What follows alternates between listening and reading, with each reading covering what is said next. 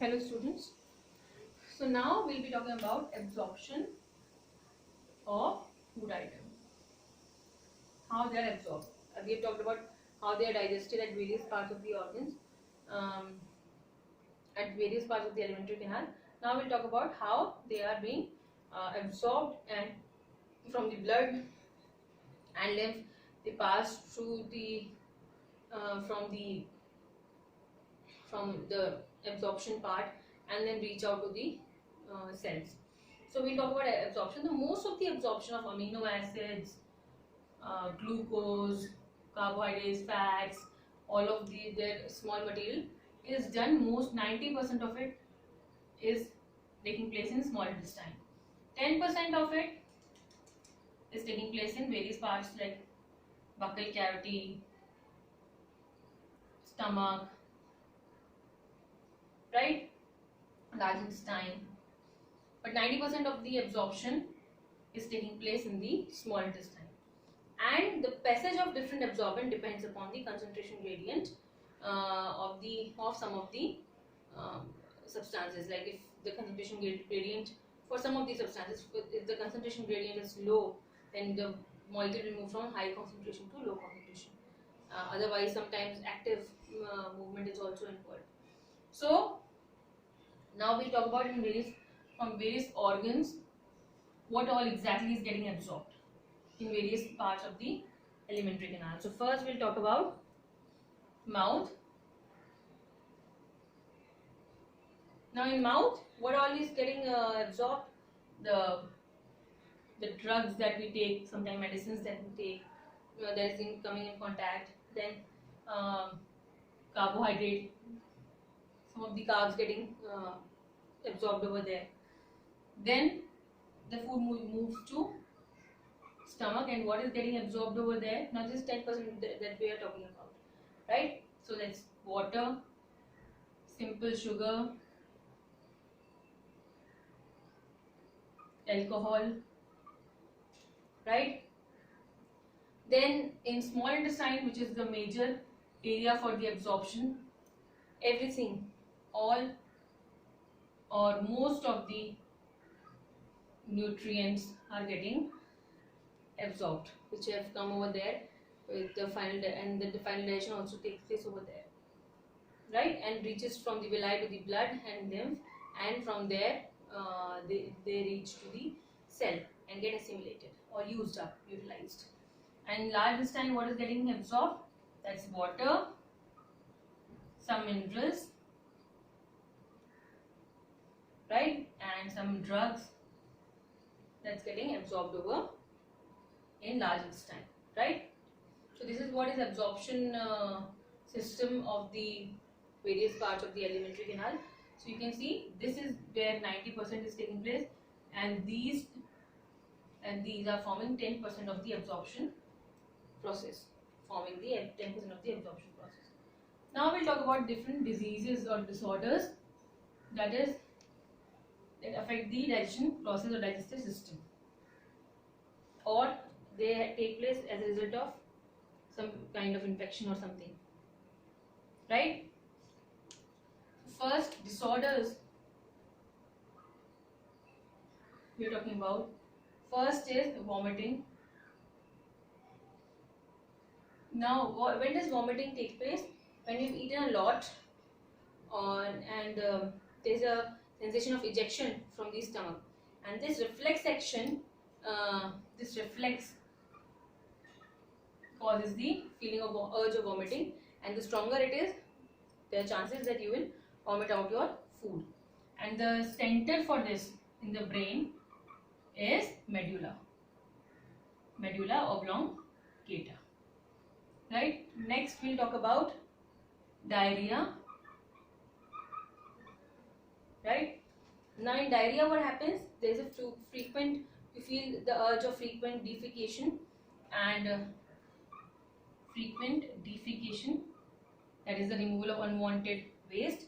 And because of this, because you are continuously going to the loo for the defecation process, of course there will be no time for the absorption, no absorption of nutrients. So that will cause you weakness, and that's why we give them the people ORS, which is oral rehydration solution, which will make sure that your body is rehydrated and you don't feel dizzy.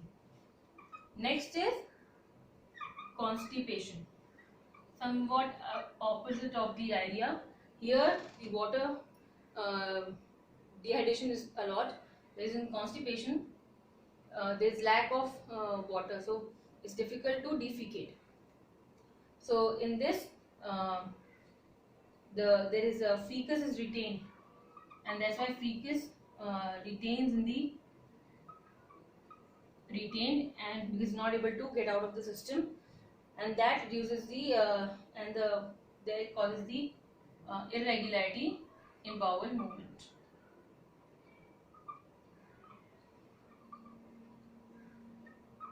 Because don't know when there is a urge to go to the loo. Then there is indigestion.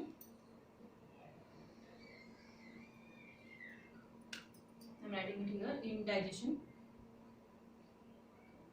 Now indigestion, what happens that you have eaten something which will cause you something like heartburn or pain in the stomach or gas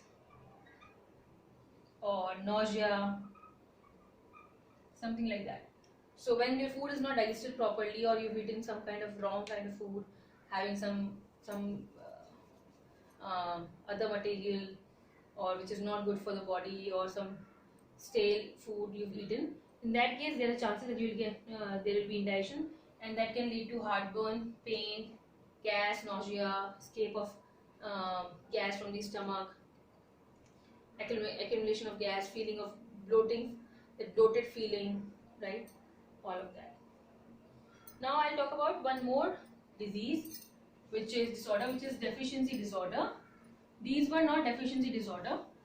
These were disorder as a result of your eating habits, or sometimes you've not eaten properly. But there I'm going to talk about deficiency disorder. Now, what is deficiency disorder? We'll be talking about PEM: protein,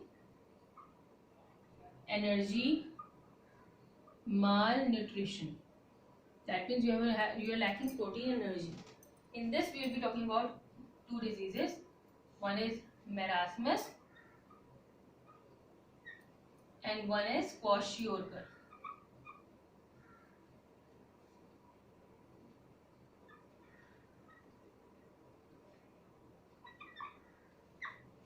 Right? Marasmus and Kwashiorkor. Now, marasmus take place in the kids of less than 1 year, and this is deficiency of protein plus fat. So there is lack of calories and protein, both. So it will affect the body of the child, and this usually happens when there is less gap in the children, and they are not getting enough mother's milk. So that's why this deficiency can be seen, where there will be thinning of limb, there will be dry skin, wrinkled growth. The growth rate will be low, dry skin, right? All of this, thinning of limbs. So there will not proper growth, and energy will not be there. In Kwashiorkor, it is usually found in more than 1 year, and in this there is lack of protein only, protein deficiency. Now what happens in this case, that when the mother replaces the mother's milk is replaced by high calorie, low protein. When the mother's milk is replaced, first of all, mother's milk is very important for the child. If it is replaced into high calorie, low protein milk, then in that case, or diet, then in that case what happens is that the child is having the energy, but it is not having the protein for the development of various parts of the body, and this leads to, sometimes in the drastic cases, again thinning of limb, low weight, then development of brain development, and other important organs development will be low, and of course it's going to affect the child badly. If it is in a very drastic situation, if the food is like high calorie but just not having protein, then it's going to affect the child badly, right? So this is what is all about PEM, protein energy malnutrition diseases. And there are many kids who are affected by these particular diseases, especially in the areas of in the Southeast Asia and South America, even in some places of in India, also in Central Africa. These diseases can be seen, and people are working on them. People are working to make sure that these children get the proper food and the diet they need, and the treatment is being done for many of the kids. So this is what is all about the disorders of the digestion in the digestion process. Make sure that you write, if there is any doubt, you write it down in the comment section. If you want to know more about any of a particular topic, then let me know in the comment section. Thank you so much.